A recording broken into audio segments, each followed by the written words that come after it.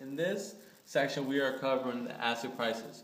The first question states, which of the following is correct? A. Managed funds typically have a higher return than index funds. This tends to refute the efficient market hypothesis.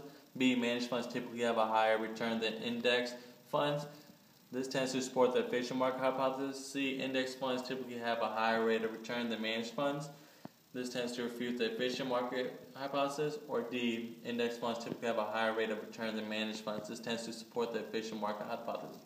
So we know that index funds is something that stocks buy in an index where everything is located in an index. Managed funds is more particular, and it gets buys stocks where has good news or has good feedbacks. So in this case, you can eliminate A and B because they do not have a higher return than index funds because they're a certain amount. They go for certain stocks.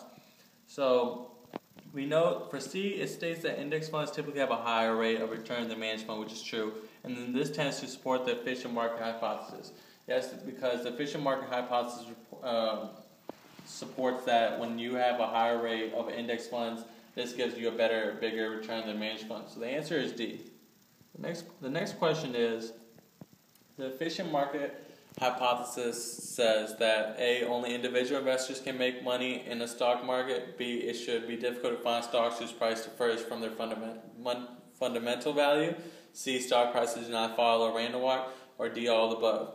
So if you could look at A, only individual investors can make money in the stock market. This is not true because it's not only individuals. It all can be other corporations, other groups, and stuff. So you can eliminate that, A, which would also eliminate D because not all of the above. Then you're looking at C, stock prices do not follow a random walk. This is not true because stock markets do follow a random walk. And this is not stated in the market hypothesis.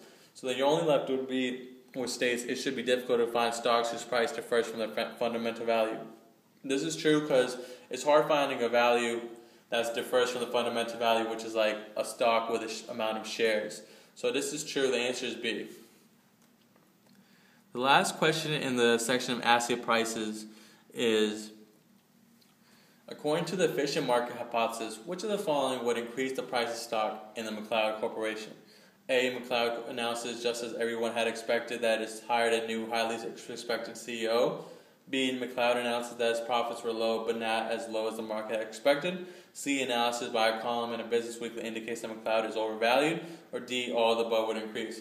So if you look at the first one, it's saying that McLeod has basically hired a new CEO. This would not have no effect, or this would not increase the price of the stock in the McLeod Corporation because it's stating that it's hiring a new CEO, which it had expected. B states that McLeod announces that its profits were low, but not as low as the market had expected. This answer choice is correct because this would increase the price of stock in the McLeod Corporation because it's announcing that the prices were low, but not as low as the market had expected. When the thing is not expected and it's higher than the profits are lower than it's expected, this would allow the increase in the price of stock in the McLeod Corporation. So far, let's say this is right. So far. So C is stating that analysis by a column in a Business Weekly indicates that McLeod is overvalued. When something is stating a positive thing, saying that it's overvalued, this will cause a decrease in the price of stock. And D is not all of the above would increase the price. So the best answer choice for this is B. McLeod announces that the profits were low, but not as low as the market had expected. The key word here is expected because it's stating that the profits are low, but not as low as the market had expected. Thank you.